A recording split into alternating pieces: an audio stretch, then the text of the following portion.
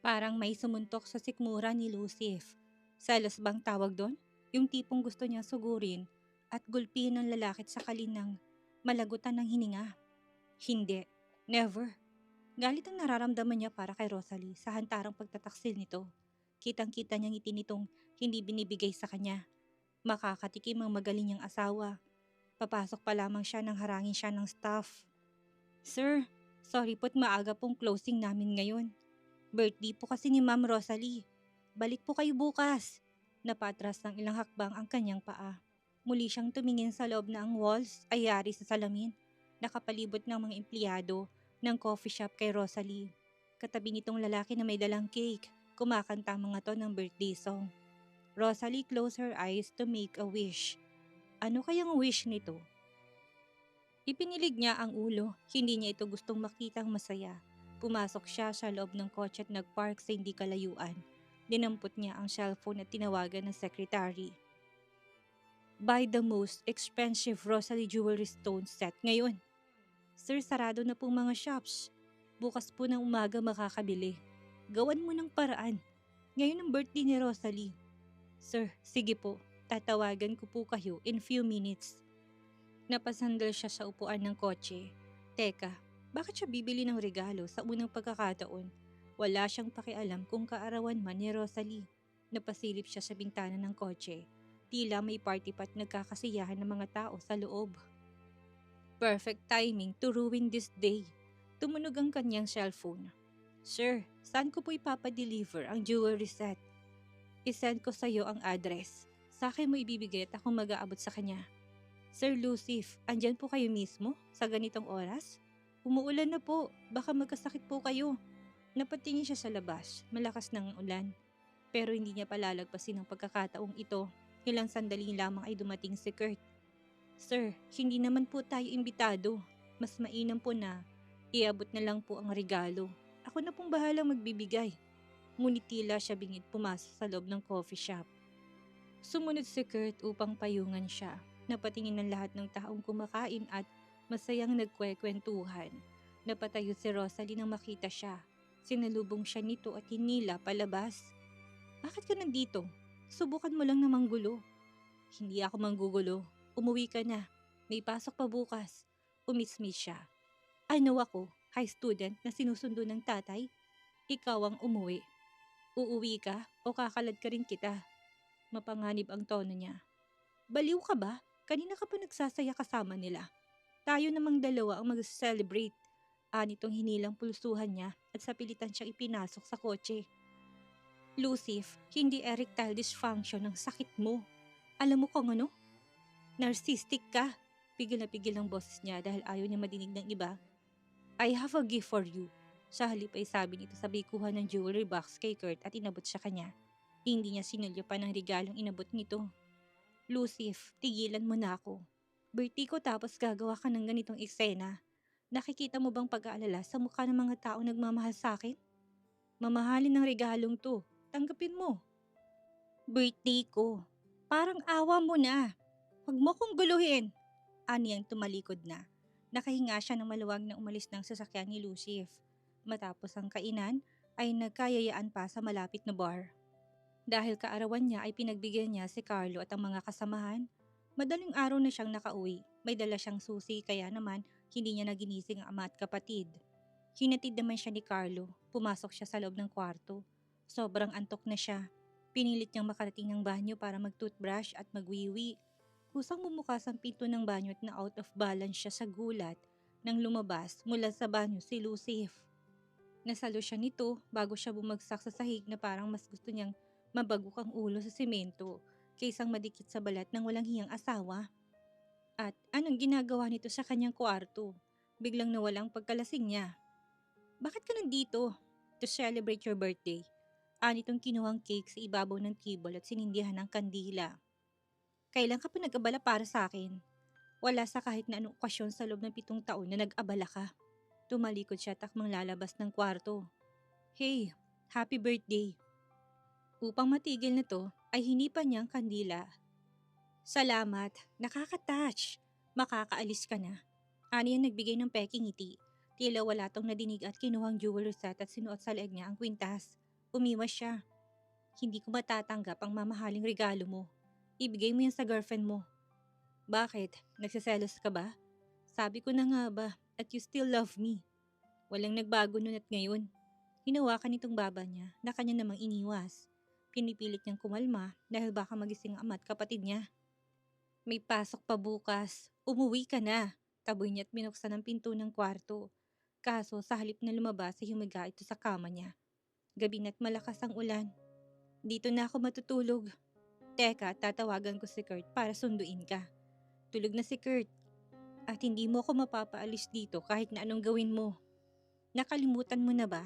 Hindi tayo natutulog sa isang kama. Magkaiba tayo ng kwarto at pinupuntahan mo lang ako. Hindi niya kapag kailangan mo ng... Naituloy ang sasabihin niya. Exactly. I need you, Rose. Nanigas ang katawan niya. Mapanganib kapag hinayaan niyang matulog sila sa isang kwarto. Bakit hindi ang girlfriend mong yayain mo? Hindi hamak na mas maganda at sexy siya kaysa sa akin. Rose, you can't run away from me. Hanggat buhay ka at buhay ako. Tinignan niya ito na nakadapa sa kama. Marahan siyang humakbang upang makalabas. Ngunit tila kidlat ito sa bilis na kinarga siya at minalibag sa kama. Tinakpan itong kanyang bibig at tinaganan siya. Unti-unti nitong nilapit ang muka sa kanya. Iniwas ni Rosaling muka sa tangkang paghalik ni Lucif. Lasing ka ba? Nakalimutan mo bang hindi mo ko hinahalikan? Never, not even once. Malamig niyang sabi. Ungas na to, may balak pa siyang halikan. Ibinaon niya mukha sa unan. Napapikit siya ng maalalang kapanghasang ginawa noon. Lucif was her first kiss. Tapos na silang magsiping na nakatulog to. Bago siya umalis sa kwarto nito ay dinakwang niya labi nito at tinampian ng halik. Marahan lamang dahil takot siyang magising ito. Ngunit sa tamis ng labi ng asawa na tangay siya at lumalim ang halik. Hanggang sa magising ito, tinulak siya na nagulat na si Lucif. Sa lakas sa tulak nito ay tumamang ulo niya sa dulo ng mesa at dumugo. Muntik siyang himatayin nang makitang dugo sa ulo ng kanyang hawakan. Putok ng ulo ng kapalit ng halik niya. Hindi ba sabi ko sa'yo, no kissing? You're disgusting, bulyaw nito. Natulala na lamang siya. May dumating na doktor upang gamutin siya. Magmula noon, hindi niya na inulit ang paghalik kay Lucif. Matagal ng panahon bago siya nagdesisyon na iwan na ito. Matagal na siya nagbabalak ngunit ayaw niyang iwan ang minamahal na asawa. Hinintay niya itong magbago, pero hindi pala nagbabago ang tao. Hindi rin pala natuturuan ng puso hanggang sa dumating ang araw na ninais na niyang tapusin ang buhay upang tuluyang makawala. Hindi na siya babalik sa piling ni Lucif. Ngunit heto at katabi niyang demonyo. Alam niyang hindi siya titigilan nito. Kailangan makaisip siya ng paraan. Umuwi ka na sa mansyon. Hindi siya kumibo. Anong gusto mong mangyari? Sabihin mo lang at gagawin ko. Bumalik ka lang ulit. Lucifer, hindi na ako babalik. Pabayaan mo na lang ako.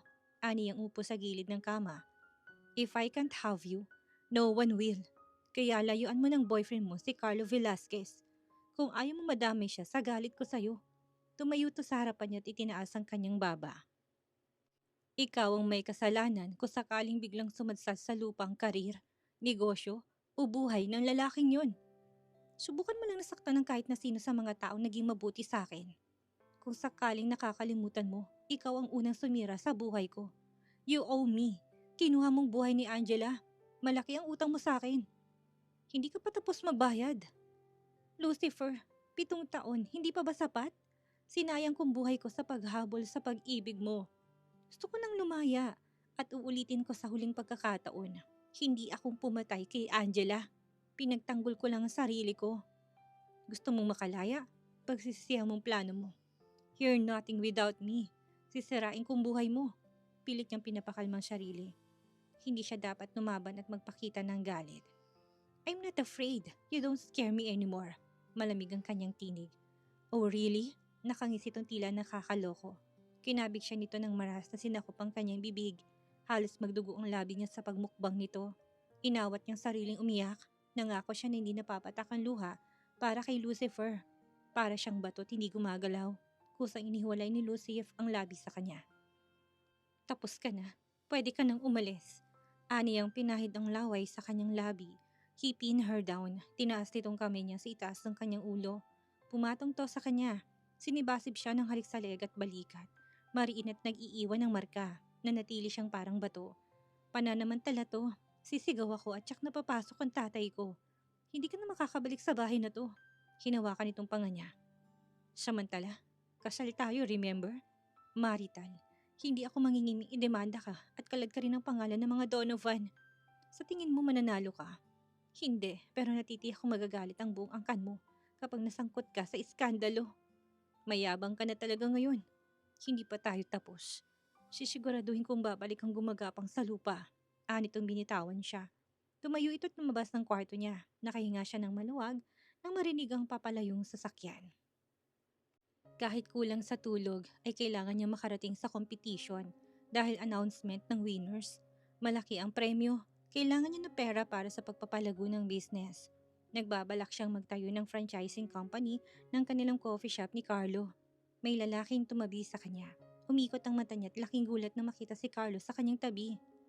Hi beautiful, I'm here to support you. Alam mo na, I'm your #1 fan.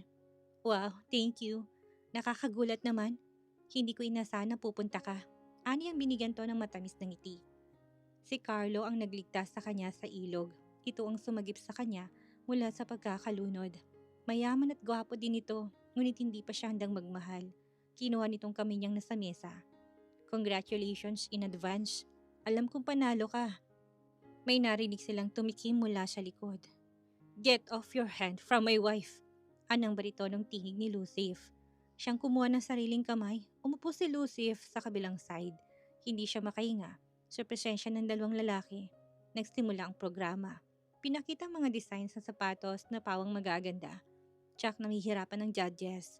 May designs mula sa kalabang kumpanya na kahawig ng gawa niya. Kumpiyansa siya dahil siyang original. Ngunit pinagtataka niya kung paano to halos na kopya ng iba. May gustong manabotahe sa kanya sa loob ng LD Corporation at mukhang katabi niya ngayon. Nagsisimula nito sa pagpapahirap sa kanya. Nagsalitang isang judge sa microphone. We would like to call the two designers of these two gorgeous high-heeled shoes for women. They look almost the same kaya we are in doubt kung may nangyari bang pangungopya. Tumayo siya at nagpunta sa stage. Nagtungo din ng isang babae mula sa kabilang kumpanya. This is my original work. Kung may nangopya man, si Rosalie Alawi yun. Kung titignan ng submission date, nauna ko magpasa. At kung titignan credibility ni Rosalie Alawi na kaklase ko nung high school, cheater yan. Ilang beses nahuli ng teacher namin. Anyway, hindi din kailan na wala tong credibility dahil sa mga isyong kinasangkutan habang nasa LD Corporation. Nakapagtataka nakabalik to sa kumpanya at kasali pa sa prestigious competition. Banat pa nito sa namukha niya nang lumapit siya. Ito si Rachel Sanchez. Halos hindi niya nakilala dahil tumangos ang ilong nito at naging hugis bigas ang dating bilugang muka. Hinintay niya matapos to sa pagsasalita. Binigay ng judge ang mic sa kanya. Rachel Sanchez, ikaw pala yan? Hindi kita nakilala kung hindi ko nakitang nameplate mo. Ang layo na itsura mo nung high school. Iba na talagang nagagawa ng technology ngayon. Anyway, pwede namang ipaulit ang design at kung sino may pinaka-na-accurate na design at sukat, siyang original. Bigyan niyo kami ng papel at lapis ngayon din. Nagsimula silang dalawa ni Rachel na mag-drawing. 15 minutes lamang at tapos na siya. Ilang beses niyang ni-revise ang drawing sa papel at maging sa digital app. Pati sa imagination niya, nakita niya ng ilang ulit ang sapatos na nilikha. Natapos pagkumparahin ng mga drawings ay pinapaliwanag sila sa detalye. Maiksi at malinaw ang paliwanag ni Rachel. Kabisado din itong sukat at design. Siya naman ang nagpaliwanag. These are the 3 qualities of the queen shoes. First, it's gorgeous. Look at the design. No woman can resist its charm. It's for everybody. It suits whatever the color of the skin. The crystals radiate their inner beauty, telling every woman that we are beautiful. Next, it's elegant. You can actually wear it on any occasion. Even to wedding of your narcissistic ex-boyfriend, showing your worth. Last, it's a weapon for every lady to protect themselves. Kindly flip the back part of the paper that I think is missed by the plagiarist. That queen shoes can be a weapon in an instant by pressing the button in the strap. A small knife will come out and definitely be very useful in dangerous situations. Nakarinig siya ng malakas na palakpakan. Rosalie won the competition again. Pasimple niyang tinignan ng ilong at baka nag-nosebleed sa haba ng English niya. Muli siyang bumalik sa stage upang tanggapin ang plake at pera. Maluwag ang ngiti niya. Malaking bagay ang premyo. Nagbigay siya ng maiksing speech. Wow, Hindi ako makapaniwalang nasungkit ko pa rin ang pinakamataas na karangalan sa kompetisyong ito. Una sa lahat, gusto kong pasalamatan ng tatay Marlon ko at si Pablo na aking inspirasyon. Ang mga kasamahan ko sa coffee shop na nagpapagaan ng bawat araw. Salamat sa inyong lahat. Lena, my boss, maraming salamat sa mga nagawa mo sa akin and bakit ba napatingin siya sa kinaroroonan ni Lucif? Nasira tuloy ang konsentrasyon niya. Last but not the least, maraming salamat sa isang taong habang buhay kong tatanawan ng utang na loob. Carlo, thank you so much. I want to share this award to you. Nagkislapan ng kamera. Kasabay na mabilis na pagkawala ni Lucifer sa venue. Inihatid siya ni Carlo. Niyaya siya nitong kumain sa labas ngunit tinanggihan niya na. Gusto niya magpahinga. Salamat sa paghatid. Walang anuman, alam mo namang malakas ka sa akin. Nakapasok na siya sa loob ng pinto nang napansin niya na tila may gusto pang sabihin ng kaibigan. May sasabihin ka pa ba? Gusto ko lang i-open up sana ang feelings ko. Kaso mukhang pagod ka eh. Sa ibang araw, yayayain kitang mag-date. She's married. She's taken. Kaya tumigil ka na sa anumang masamang plano mo. Boses ni Lucif mula sa loob ng bahay. Umikot ang paningin niya. Carlo, tama ka. Mag-usap tayo sa ibang pagkakataon. Salamat sa paghatid. Ingat. Sinara niya ng pinto para makaalis na ito at hindi ng pag-initan ni Lucif. Bakit nandito ka na naman? Inimbita ko si Lucif dito para matikman namin ang alak na dala niya. At para na rin i-celebrate ang pagkapanalo ng award mo. May dala ring pagkain si Lucif. Saka lamang niya napansin na nag-inuman ng dalawa at maraming pagkain sa mesa. Hindi na siya kumibo at pumasok na ng kwarto. Naalimpungatan siya kinabukasan at nahulog siya sa kama nang magising na nakayakap si Lucifer sa kanya. Ilang beses siyang kumurap ng mata. Nagising rin ito sa kalabog ng pagbagsak niya. Bakit ka nandito? Umalis ka na. Ang aga-aga pa, madilim pa sa labas. Magsasalita pa sana siya ngunit may 2 putok ng barilan na dinig nila. Agad lumapit si Lucif. Sa kanya't kinubli siya sa katawan nito. Isang marahas na pagbukas ng pintong nadinig nila. Tapos kalabog sa labas. Nagmamadali silang lumabas ng kwarto at tumambad ang 7 kalalakihan na pawang armado. Hawak nito sa ulong amat may nakatutok na baril. Sumipol ang pinakalider nang makita si Rosalie. Wow, napakaganda pala ng anak mo. Pwede na yung panghulog sa laki ng utang mo sa kasino. Akmang susugot si Lucif na inawat niya. Utang? Magkano utang ng tatay ko? Inundayan ng 3 suntok ng tauhan ng tatay Marlon niya. Duguan ang mukha nito. Tama na, magbabayad kami. Hetong 100,000. Pakawalan yung tatay ko, tuwag na manggulo. Tatanggapin ko to, ngunit malito kumpara sa 20 million na utang ng tatay mo sa kasino. Kahit buhay niya, baka hindi sapat. Ano? 20 million? Oo, matagal ng utang to, kaya dapat nang bayaran. Kung hindi maubos ang lahi niyo. Wala kaming ganyang kalaking pera. Maaari bang hulugan namin? Pasensya ka na. Cash ang gusto ng boss namin o buhay ng tatay mo. Mamili ka. Magbabayad ka o sasabog ang bungo ng tatay mo. Magbabayad kami. Magpapadala ko ng abogado sa boss mo para isettle ang utang ni tatay Marlon. Sabi ni Lucif. Okay, madali kaming kausap. Mamayang 1:00 sa lugar na to. Pakidalang bayad kung hindi babalik kami. Anitong inabot ang calling card. Definitely, Lucif help is not for free. Anong kapalit ng tulong nito? Vincent, sino nagsabi sa'yo magpaputok ka ng baril? Paano kung may natamaan? Ang dami niyo ding dalang armas. Parang susugod kayo sa gera. Buliyaw ni Lucifer sa kabilang linya sa inutusang goons. Boss, sound effects ang putok ng baril at walang balang armas namin. Alam namin kabilin-bilinan mo na walang masasaktan, lalo ng pinakamamahal niyong asawa. Okay, matagumpay ang plano kaya may bonus ka sa akin. Magbakasyon ka at magpalamig ka na muna. Sir Lucif, bakit niyo ginipit ang tatay ni Miss Rosalie? Tanong ni Kurt habang nagmamaneho. Well, niligtas ko siya dahil binayaran kong utang niya sa kasino. Hindi yun panggigipit. Ako lang ang nanakot. Ano pong balak niyo? Simple lang, kapalit ng 20 milyon ang pagpayag ni Rose na tulungan ako sa treatment. Pumayag na po siya? Hindi pa, mag-uusap pa lang kami. Sir Lucif, hindi po ba mas mainam na pakawalan na lamang ninyo si Miss Rosalie? Matagal na din po siyang nagtiis sa inyo. Sa tingin ko, wala na siyang feelings para sa'yo. She still loves me. Papatunayan ko yan. Sino bang amo mo? Ako, hindi ba? Ako ang dapat mong kampihan. Sir, hindi po kaya in love na kayo sa asawa niyo? Love at second sight, parang ganon. Isang malakas sa tawang sagot niya. Ako? May in love? Sa killer ng girlfriend ko? Imposible. I just want her to suffer. Nung akala ko niyang namatay siya. Araw-araw kayong lasing. Akala ko po na nagsisisi kayo. No way! Hindi ko matanggap na sandali lang siyang nagdusa. Kulang ang kapayaran niya sa pagpatay kay Angela.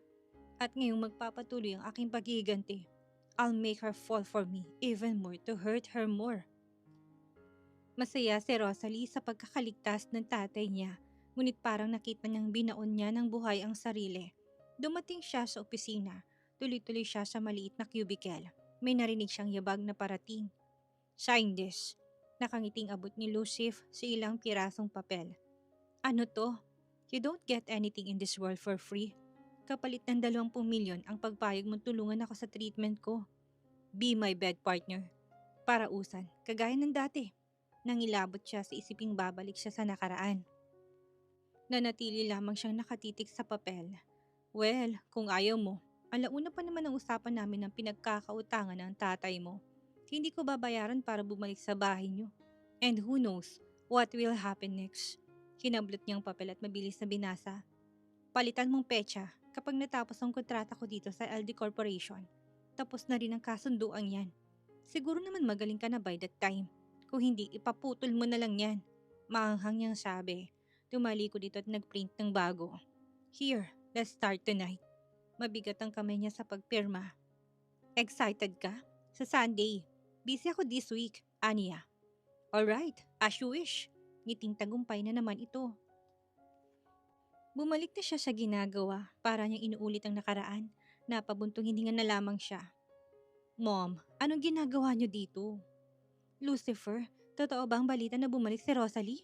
Narinig niyang pagdating ng biyanan niyang masama din ang ugali. Malas ang babaeng yan. Bakit tinanggap mo pa? Palayasin mo yan ngayon din. Lumabas siya sa maliit na cubicle. Doña Lunila, kamusta na po? Na-miss niyo po ba ako? May brilliant idea siya. Kung dati hindi niya pinapansin ang pang-api ng matanda, ay iba na ngayon. Iinisin niya ito para kumbinsin nitong anak na paalisin siya. Bakit ka pa nagbalik? Guguluhin mo na naman ang buhay ng anak ko? Narealize ko na mas masarap mabuhay mayaman kaysa tumira sa squatter kaya nagbalik ako. Lucifer, tingnan mong bibig na babaeng yan. Aminado sa pagiging mukhang pera. Mom, sa bahay na tayo mag-usap mamaya. Hindi ako aalis dito hanggat hindi mo pinapaalis ang gold digger at malanding babaeng yan. Nakalimutan mo na ba? Pati si Kenneth na pinsan mo, inakit niya. Nilapitan siya ni Donya sinampal, ngunit malugod niya itong tinanggap. Hindi pa ito nakontento at sinabunutan siya. Mom, stop it! Ako nagpabalik kay Rosalie. Inalis nitong kamay ni Ina sa kanyang buhok. Sa kauna-unahang pagkakataon ay pinagtanggol siya ni Lucif sa Ina. Kinakampihan mong babaeng yan? Mom, mag-usap tayo mamaya. Kurt, ihatid mo si Mommy sa bahay. Anong oras tayo makikita ngayon? Bungad ni Lucif na sagutin niya ang cellphone. Linggo ngayon walang pasok. Oo, sa opisina. Pero bilang parausan ko, may obligasyon ka. Ikaw nagsabi ng Sunday. Huwag ngayon, hindi na ako makapaghintay pa. Ang tagal ko na nagtitiis. Kailangan kita. May mens ako. Wrong timing. Ang sakit nga ng puson ko ngayon eh. Masamang pakiramdam ko. What? Kailan ang tapos niyan? 1 week. Narinig niyang mura ni Lucif, ngunit napangiti siya nang maniwala to na may buwanang dalaw siya. Nakahinga siya ng maluwag. Muling tumunog ang phone niya. Hello Carlo, napatawag ka? May kailangan ka ba? Yayayain siya na kitang kumain sa labas kung hindi ka busy ngayon. Gusto niya sana niyang magpahinga, ngunit nahiya naman siya sa binata na ilang beses niya nang tinatanggihan. Sige, sunduin mo ako after 1 hour. Niyaya siya nito sa isang mall. Pumasok sila sa jewelry shop at ibibili nito ng regalong ina. Siyang pinapili. Lumabas ito saglit dahil sumagot ng tawag. Nagulat pa siya na may umakbay sa kanya. Tila bakal ang baraso. Masakit ang puso at masamang pakiramdam pero nakikipag-date sa ibang lalaki. Nangangalit ang bagang nasabi ni Lucif. Napatingin siya sa paligid. Kasama nito si Kurt at Mikaela. Nabawasan ang kaba niya. Hoy, kasama mong girlfriend mo. Bakit kayo ganyan makipag-usap sa akin? Ilayo mo nga yung mukha mo para gusto mo na akong halikan. Bahagya niya itong tinulak. Siyang pagdating naman ni Carlo. Ginugulo ka na naman ba ng lalaking to? Alam mo matagal na ako nagtitimpi sa'yo. Ayaw na sa'yo ni Rose. Hindi ka ba marunong umintindi? Agad siyang pumagitna sa dalawang lalaki. Carlo, tara na. Umalis na tayo. Nakakahiya. Nagtitinginan ng mga tao.